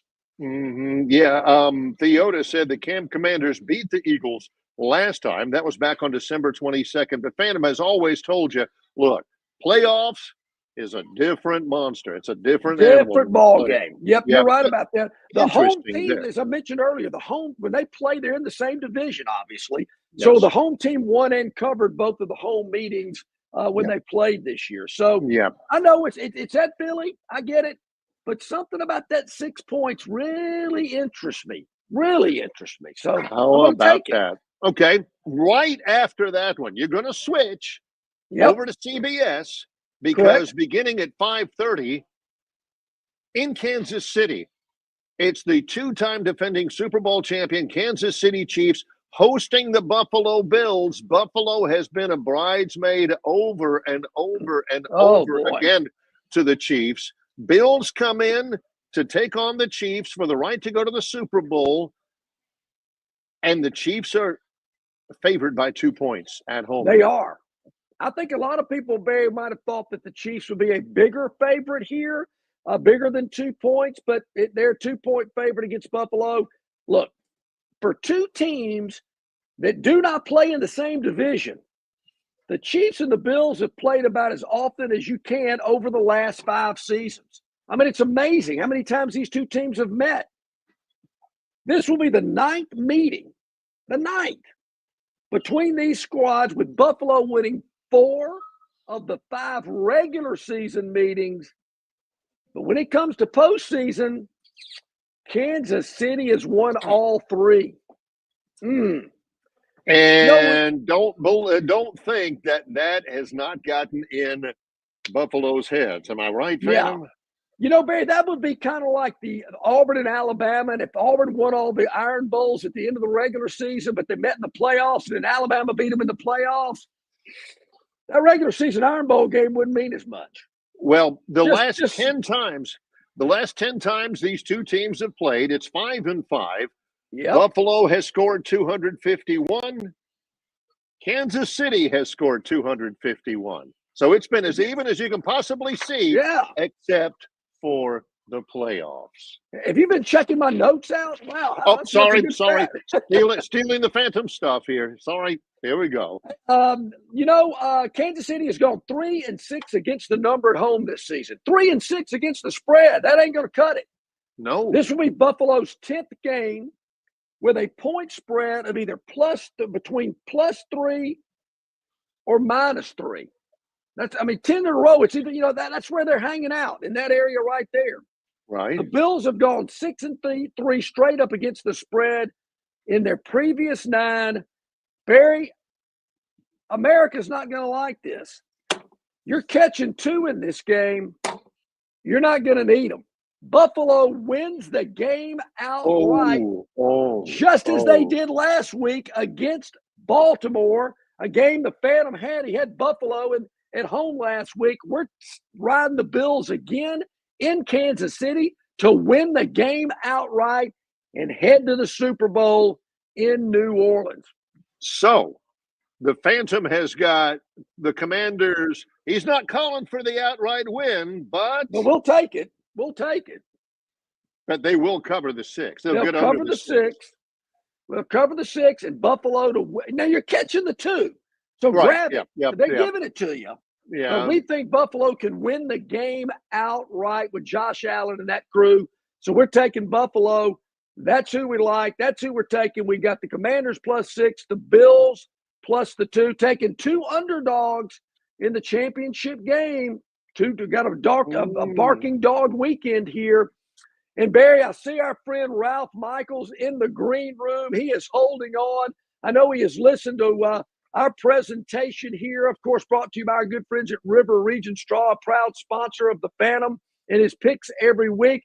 Give Kenny a call at 669-5959, or you can text him as well for all of that seasoned firewood during these long, cold days and nights, and that premium long needle pine straw for all of your landscaping needs. Call him today. Yes, we'll take a break. Ralph Michaels will come up in just, let's go with Ralph right. Well, let's go with Ralph in just a moment. He's with us. Okay, let's go, Ralph. Hey, Ralph, thanks for joining us. Ralph Michaels from Wagertalk and the Goldsheet, joining us as he does on Fridays during the season. So I don't want to spoil your presentation, so I won't ask you what you think about my picks. I'm just going to go ahead and let you lay them out there, and maybe we can we'll see if we agree on anything. Well, let's start with the data first. And while there's times up here I have wild and crazy trends, you should at least know what situations have happened looking forward. And this is one of those times where I'm going to say, in the conference championship week, it hasn't been, crazy one way or another. The home team is straight up 19-9, 16-5 since 2013. Obviously, they're almost always a favorite, so a number you would expect. But against the spread, they're 14-14. And over under, they're 13-14. So no real data there to take out. I will say this, I agree with the Washington play. And, it was a nice comeback. Yes, Hurts got hurt in that game. But remember, when Hurts was healthy early in the game, Philadelphia did have an 18-point lead. And Daniels did his magic like he's done several times this year. But I will say this, Saquon Barkley went off in both games, and you look at that, and I'm going to be looking for a prop to play in this game because Washington is going to have to sell out to stop Barkley to win the game. Mm-hmm. So does that mean I go with Hurst rushes or Hurst yards or some quick passes to the tight end? I'm not quite sure. I haven't gotten there yet, but I lean Washington. I lean over in the game because I think you're right. I think the back door is open and that leads to some scoring. But in that game, the one thing I'll say is this. I'm looking for some props to play and capitalize on what I think will happen. And that's what you have to do when you're looking at props for the championship and the Super Bowl. And listen, you may be totally wrong. So I'll just say this, and we'll talk about this at the Super Bowl. But, these Super Bowl props are going to be popping up in a few days before we get to the show. I don't want to say I think Team A will shut down Team B and make every prop according to that thought process. Because if you're wrong, you're going to go in the tank and lose almost every prop. So take some props that you think. I take a majority of my props and bet them on the situation I think will happen. Team A will win or Team B will win. I think the game is over, and I think this game is under. And then I look for some situations which aren't really correlated. So if the game does go totally wrong, you still have a good shot to win some props. So that's number one in the NFC Championship. All right. What about Buffalo at Kansas City? I like Buffalo to win the game outright. I'm not so sure you agree with that. Well, the last time we disagreed on a AFC Championship, the day after Troy canceled the basketball game because of snow, you were right. No. I do disagree with you there. I do like Kansas City. I will say this. Buffalo at home needed +3 turnovers to barely win that game and needed 2 2-point failed conversions to not force overtime or not lose the game. So they played a decent game, were +3 turnovers and still only won by 2. Kansas City, on the flip side, only gained, 212 yards? They were outgained by 151 yards, and they won the game. That's the mental to me. Now, we're talking Mahomes. Kansas City is 8-1 at home in the playoffs. The only game they lost was to Cincinnati, where their defense allowed an 18-point lead to dissipate, and they won in overtime. This Kansas City defense will not let a lead dissipate this year. Allen is only 1-3. He is a dog in his playoff career. And you look at what Buffalo's defense does on the road the last 3 games. They allowed 457 to the Rams. They allowed 521 yards to Detroit. They allowed 309 yards to New England. And while that number against New England doesn't seem horrible, the Patriots have the number 31 offense. When I look at Buffalo and what they did against other playoff teams this year, how about this number, guys? They were outgained by 151 yards against teams that made the playoffs this year. That's the worst number I've ever seen in the last 10 years. Ooh, wow. And let's not forget, you look at Kansas City. I love this defense. Mahomes is 5-0 straight up in ATS against teams with a win percentage over 75%. And the last point I'll make on this, when you look at games decided by 1 score or less, +7 or -7, Kansas City is 10-0 this season. That, to me, again, is another mental thing. They were in close games 10 times this year, and they found a way to win every one of them. They sure did.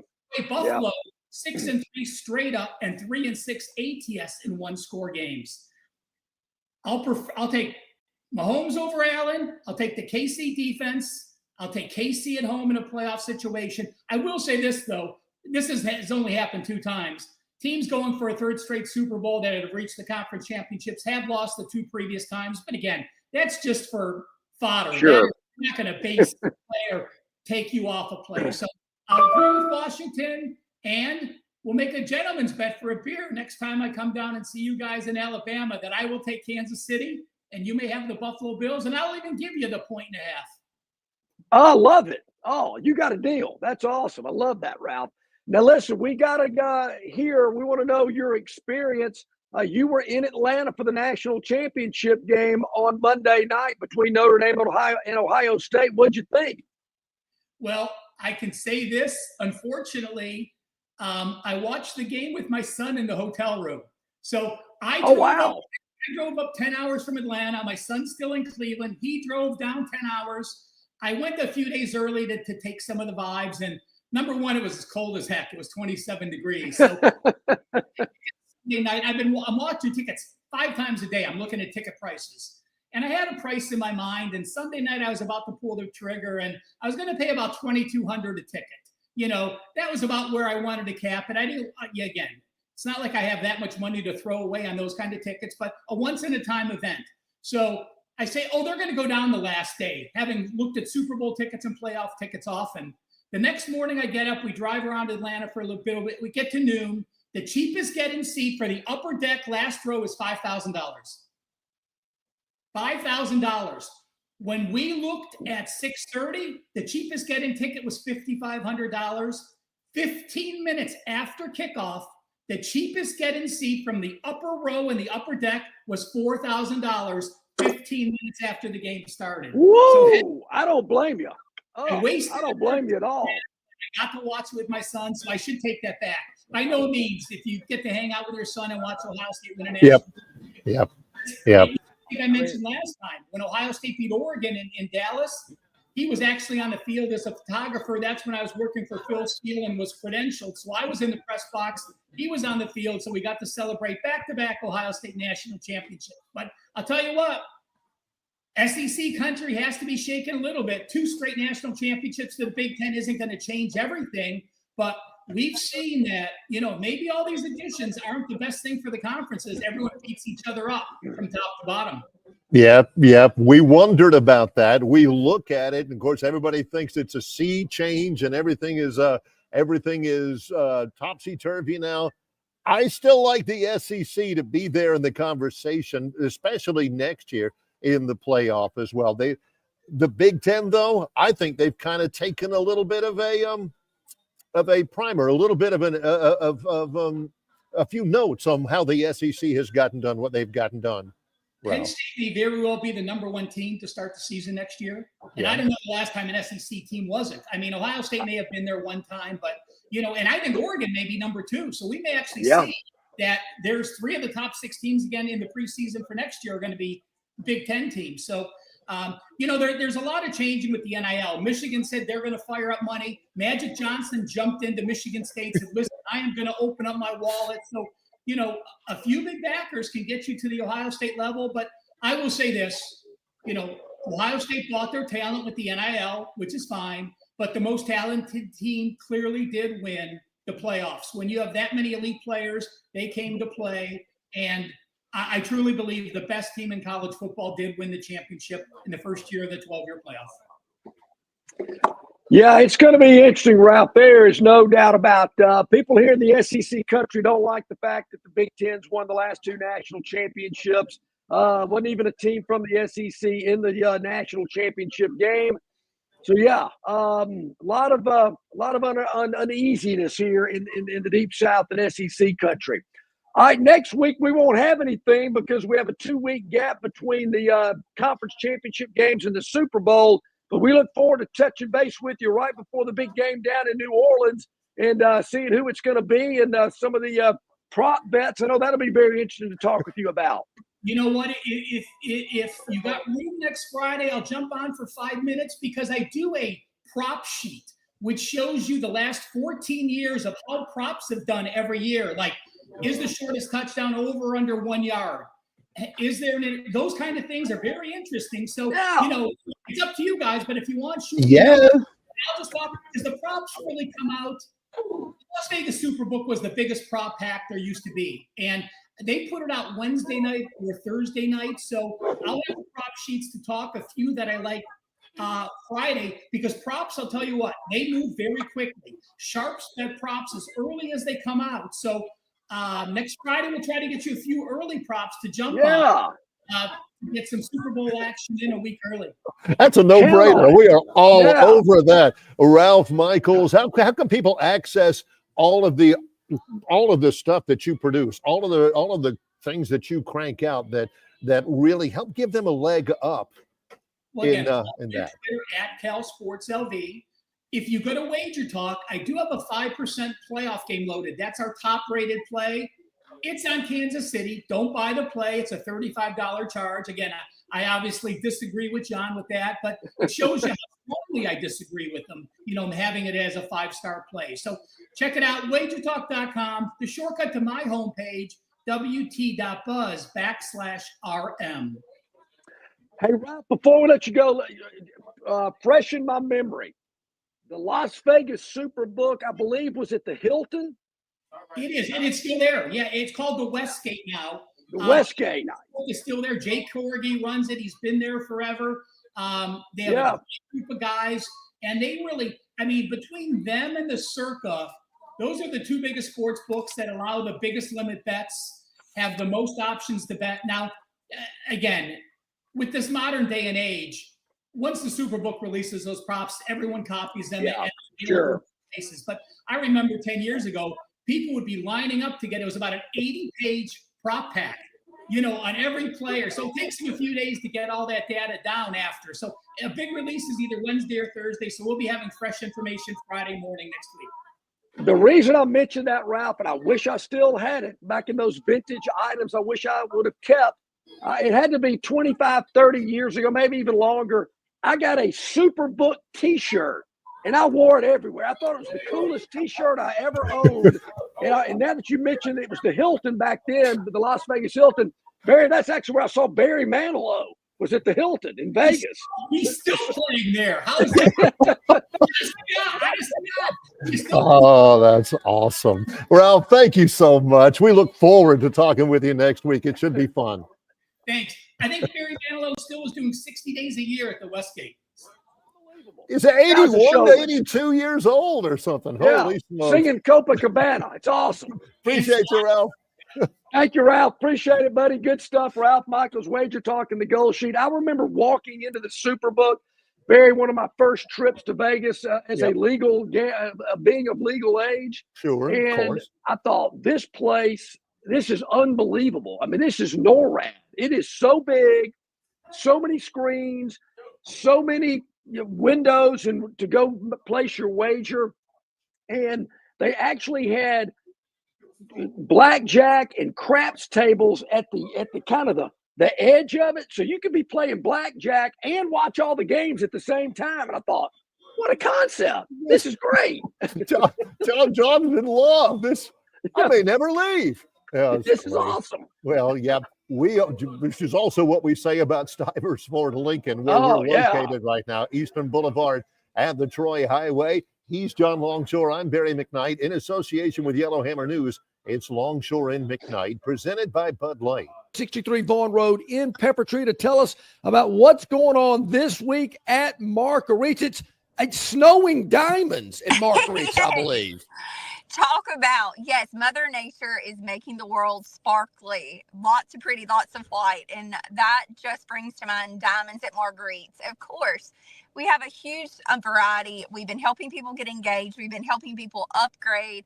Lots of great anniversaries. And just like we mentioned last week, we are wanting people to go through their jewelry box, do that cleaning, do that consolidating. We've been helping lots of people redesign their jewelry, making beautiful pieces out of it, different rings, different necklaces. So look through your jewelry box. If you haven't used it in a while, dust it off, let us redesign it, or let us give you cash for that jewelry. And as always, huge diamond supplies at Marguerite's. You get to select your color, your cut, your clarity. Guys, don't worry. Don't do that Google one-on-one. You can come through our door and we'll help you figure out exactly the perfect stone for you. Maybe one of the more interesting things that I've seen in our long association with Marguerite's Exquisite Jewelry is the advent of lab-grown diamonds, which didn't used to be a thing. I'm a layman, and I can't tell the difference at all. Is there really, in terms of cut, clarity, and carat weight, is there really a difference, Marianne? No, there isn't. There used to be. If you would have asked me this time last year, I would have been like, no, I can tell a difference. Like there was a slight kind of grayish hue to them, but they perfected the technology. It is a diamond. All diamonds are carbon that have had a whole lot of heat, a whole lot of pressure. The heat and pressure takes place most of the time in the Earth's core. For natural diamonds, it just takes place in a GE machine now. So it takes a $4,000 to $5,000 machine that Marguerite's has to be able to tell if it's a natural, which is a type 1A diamond, or a lab-created diamond, which is type 2A. So it will hold up to everyday wear and tear. We've done lots of lab-created diamond studs, just women wanting to get a larger size, or maybe, it's your daughter, she's not super responsible yet, or heck, it could be your wife. I mean, I know lots of my friends that cannot keep track of diamond studs. So it's a great opportunity for that. And then guys that, want to get that really big stone, but they don't have a really big price point, we keep those in stock and we're happy to go through them, show people the difference between natural and lab created. It is a diamond, so we do use the 4 C's like any other diamond purchase would go through. Sure. Oh boy, they are beautiful, no doubt about it. One thing I noticed earlier today, Marianne, when I put my watch on, and we hadn't talked about it in a while, and I don't think it is 358, but my watch says it is. I need a new watch battery. Marguerite's can handle that. We can handle it, and we're not just going to hand you that battery. We're going to take it back to one of our bench jewelers or our master jeweler who are in-house at all times, and we're going to change it out for you. So the cost is you handing it to us, taking the back off of it, checking to make sure there's not any corrosion, do a little pressurized air to make sure there's not any gunk that's built up, changing that battery out. We set the time for you for the most part and send you on your way so you're not going to be late. Yep. If people want to just make sure with the weather coming that you guys are open and available, there is a phone number, right, that you encourage. And there's a phone number for anything, right? And any question, any comment, call or text. Am I right, Marianne? Of course, yes. 334-270-0074. Call or text. You can text that number as well. All of us have the app on our phone, and we're happy to reply. It doesn't matter if it's during business hours or not. 8163 Vaughn Road in Pepper Tree. That's where Marguerite's is located, open 7 days a week. So go by and see them soon. Hey, Marianne, thank you so much. We appreciate it as always. Thanks, guys. Stay warm. You too. Thank you. Okay, beautiful day here at Stivers Ford in Montgomery. I mean, hey, it might be cold outside, but I can promise you the deals are extremely hot here at Stivers, where you can get the Ford, Lincoln, or pre-owned vehicle that you may be interested in at the absolute lowest prices. Save thousands, and the lot is loaded. So they've got the vehicle that you want right here, right now at Stivers Ford in Montgomery. Now, Barry, we talked about the NFL in the last segment. We got a lot of really good SEC basketball games tomorrow around the league, and it starts off around lunchtime. That's exactly right. It's a kind of a marquee weekend. Again, the SEC is so strong in men's basketball. This is going to be maybe the biggest marquee weekend so far in SEC basketball. The early game is the Bart Heisch game. Mississippi State and South Carolina. That is at noon. I'm not sure if that's Eastern or Central. But yeah, that's in Columbia, South Carolina. Bart is there to root on the number 14 Mississippi State. At 1:30, it's number 9 Kentucky at Vanderbilt on ESPN. Also at 1:30, number 13 Texas A&M at Texas. They played in College Station earlier, and A&M won it. Florida, Georgia this weekend in Gainesville. Florida, number 5 in the nation. That's 2:30 on the SEC network. Number 16, Ole Miss at number 22, Missouri. That's at 5 on the SEC network. 3 games at 7:30. Oklahoma at Arkansas on ESPN2. Tennessee at Auburn is on ESPN. And Alabama, number 4 in the country, against LSU from Coleman Coliseum at 7:30 as well. Yep. Someone, actually, it was Straw Boy sent me the instructions of how to go from quad screen to dual screen. So I'm going to try to figure that out tomorrow before the games tip, because I got to go both games, Auburn and Alabama, at the same time. I don't need quad. I don't need a quad box. Just not interested in it. And hopefully I can get that figured out so I can watch them both at the same time tomorrow night. But College Game Day will be in Auburn early tomorrow. Believe they'll be inside. Going to be a little cold, and then of course the game will be probably 6-7 hours later after they get off the air and get on to some 11 o'clock or 12 noon games that you mentioned. Mississippi State at South Carolina is the opener for league teams tomorrow. I believe that's Central time, Barry, because I do think the Auburn and Alabama games are at 7:30, or are they 6:30? Yeah, I've got them at 7:30. I should know that. But that's the situation. We heard yesterday from Jason Caldwell, they're not allowing students to have camped out since Wednesday to get in for College Game Day and all that. I would have been thoroughly impressed if there had been students out there with their little pup tents under 4 or 5 inches of snow out there just to get in for College Game Day behind Reese Davis and, I don't know, Jay Williams and Jay Billis or Seth Greenberg or some of those guys. Back in the day, that would not have been, you would have been laughed at to say, hey, the students, you can't camp out in the snow for Auburn basketball. Students wouldn't even show up for Auburn basketball when it was 60 degrees outside and Kentucky was playing. Barry, I think Robbie has been busted today. Robbie has been exposed. Yeah. Woo. Robbie, again, you can tell when Robbie wakes up because, I mean, he is on the chat line. He says, let me see how much time we got. I think we can get all this in. Robbie says, I like Philadelphia 28, Washington 24 in the NFC Championship game, pulling for the Bills, but I picked Kansas City 24-20 over Buffalo. He says, I agree with the Phantom on the NFC title game. Then Robbie goes into everybody from Alabama who plays for the two teams. There are 3 former Alabama players who play for Washington, 5 former Bama players who play for the Eagles. There is a Troy player, Javon Solomon, great kid, that is playing for the Buffalo Bills in this one, Robbie. Robbie says, I cannot wait for Saturday night. Too bad Alabama and Auburn are playing at the same time. Tennessee has a good chance to pull an upset at Auburn with no broom and a tough defense. So my buddy Jason Jones, who was on this program this time last week, he says, Robbie, are you saying I won't see you at Trojan Arena at 5 p.m. tomorrow? That's what it sounds like to me, Jason. Robbie. Yeah. Sounds like Robbie is leaving the Trojans hanging tomorrow night. Robbie, you should be at Trojan Arena. You know, Robbie, if you had YouTube TV, you could take your phone and watch both the games at the Troy game. I've done that before. Yep.